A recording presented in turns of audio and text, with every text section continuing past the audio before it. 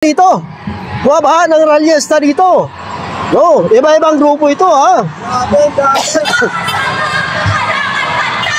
Libo-libong hanay ng mga pulis, ngunit hindi magkakapi ang ating hanay. Hindi maaalis sa ating diwa, ang diwang palaban, ang diwang militante. Kulong na yan, mga kurakoni! Kulong na yan, mga kurakoni! Kulong na yan! So meron dito sa kabila. Meron dito sa kabila. Meron din dito sa kabila. Ito na. Ito na.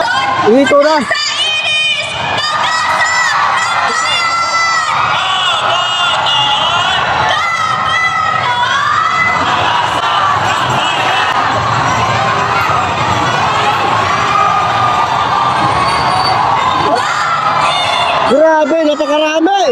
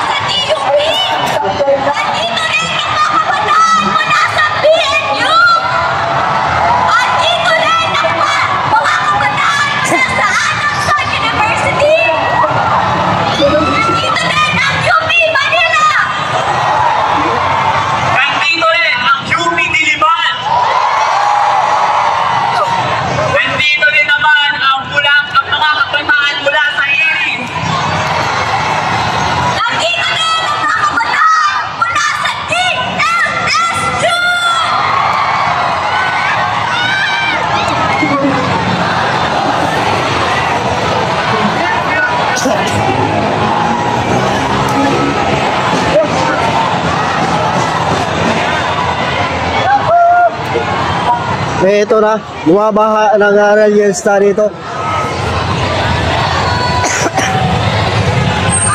Muli mga kasama, pagpupugay dahil nakarating tayo sa taraktahan ng Mindoro. Muli,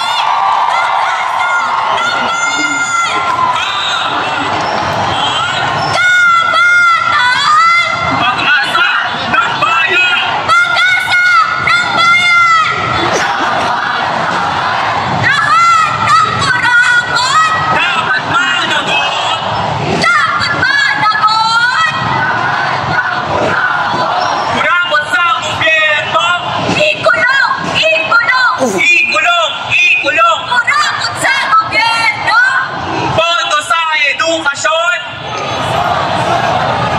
Hindi sa korupsyon!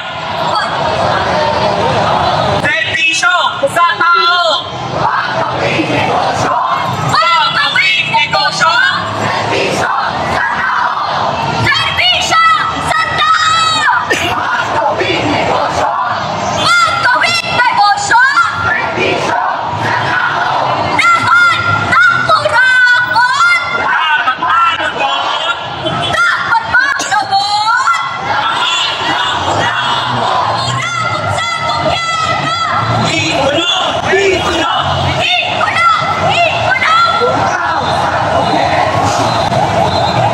Pag-asa ng bayan! Pag-asa ng bayan!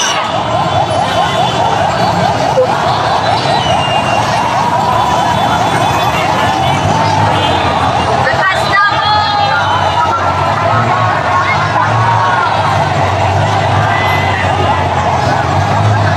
Boto sa edukasyon! Isa! Duterte panagutin! Silip! DPWH! Kurak! DPWH! Imperialismo! Ihamsa! Yunanismo! Korupsyon ng kapitalismo!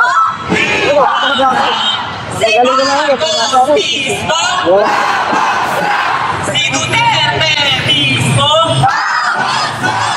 Bulong na Estado!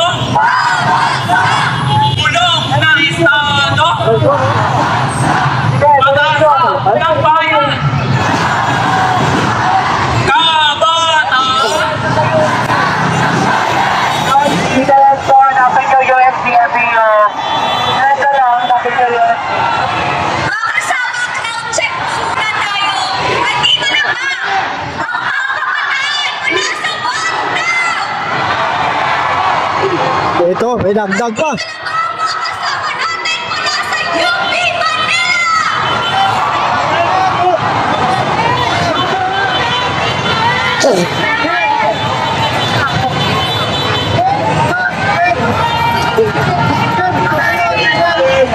Ayusin po hanay natin!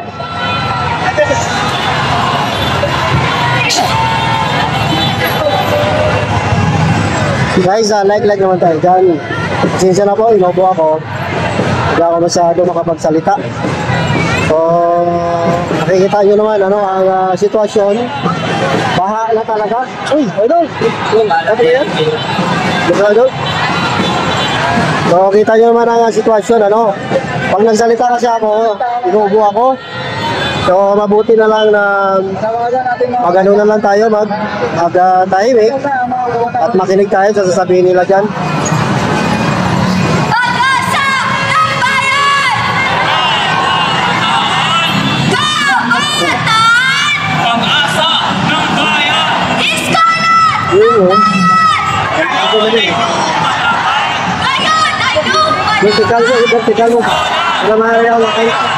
Para yan sa ito. Vertical mo, para may hawakan. Para may hawakan ka ba? palaban! Vertical mo dyan. Sabi ba ito? Dala, vertical mo lang yan. Ikulong! Ikulong! Marcos Pinili! Marcos Pinili! Duterte Panagutin! Duterte Panagutin! Marcos Pinili! Ang spokesperson Saan ka nabili niyan?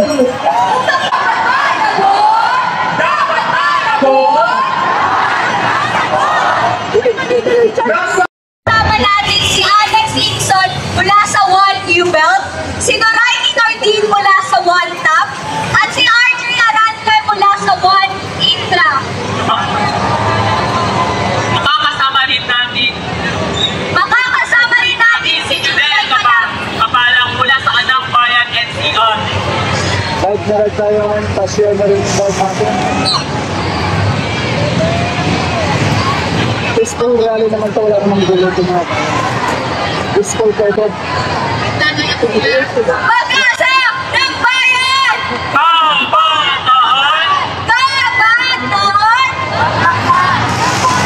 Muli mga kasama sa pustong ito, makakasama natin si Alex Ingson mula sa One U-Belt, si Noraini Nordin mula sa One Top, at si RJ Arente mula sa One Intra. Makakasama Taas siya lang mo bro, taas?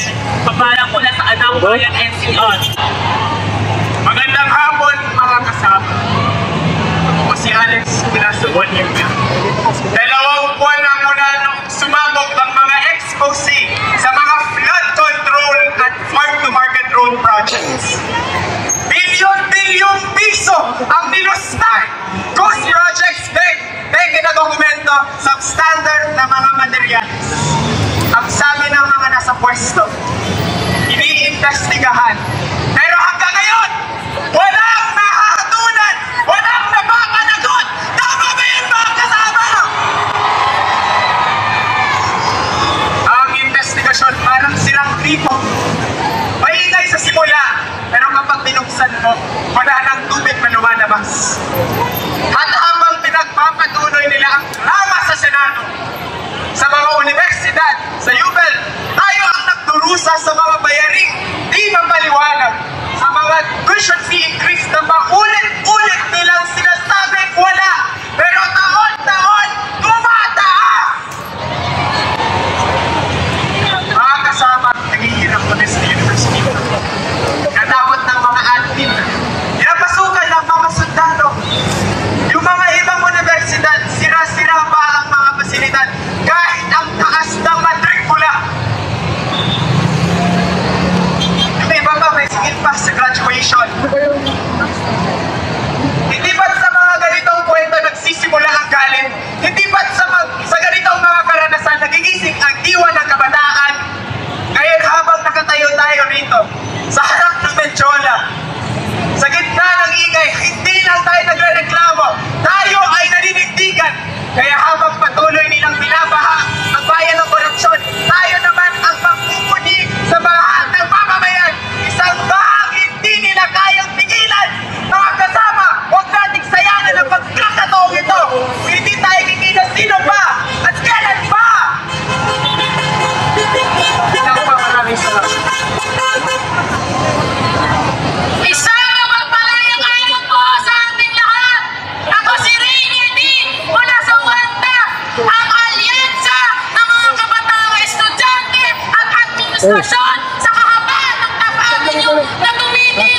sa fascismo at tyranny.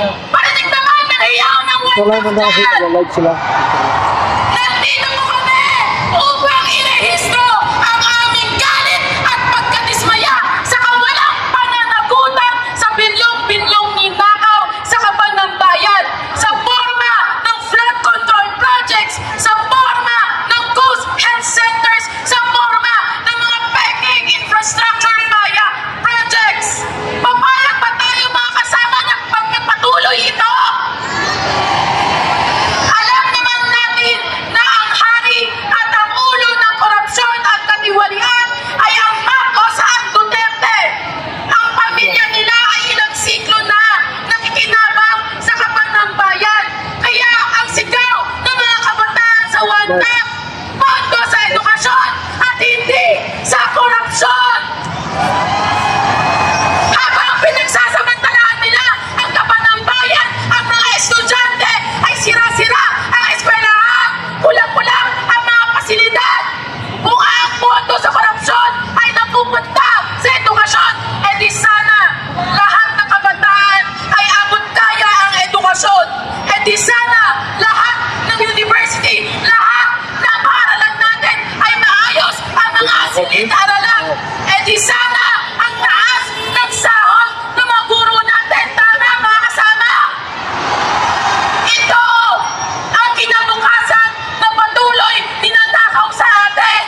Kaya ang sigaw ng mga one-tap, boto sa edukasyon, hindi sa korupsyon. Sabay-sabay ang panawagan, edukasyon, edukasyon. Karapatan ng mamamayan.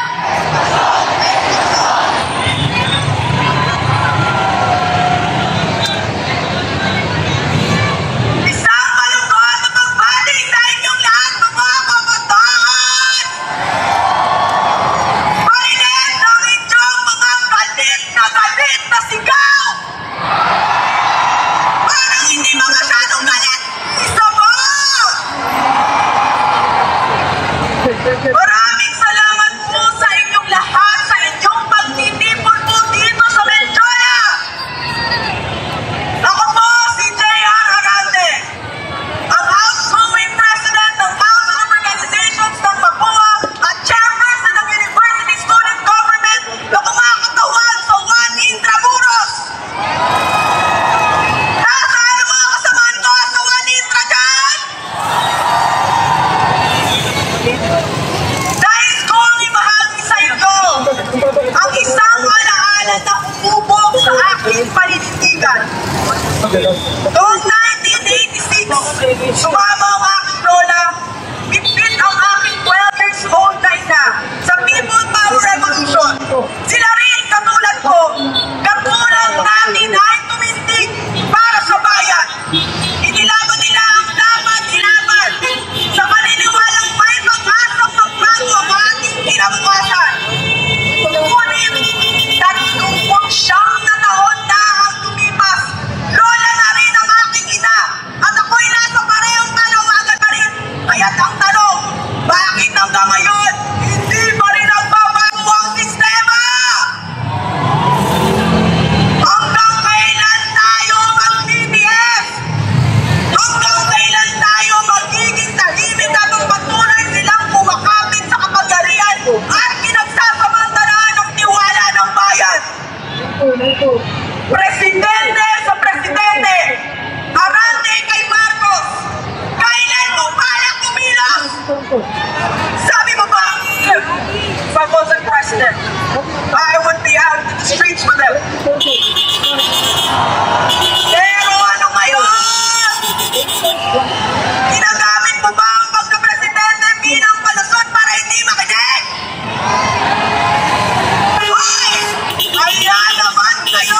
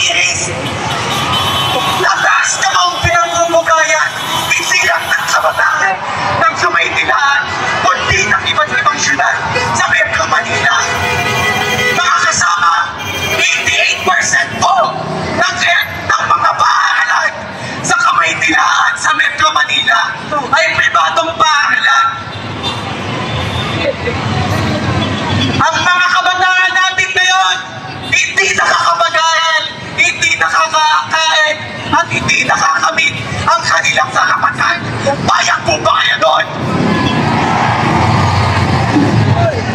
Kaya huwag na tayong magtaka kung bakit libo-libong estudyante at libo-libong kabataan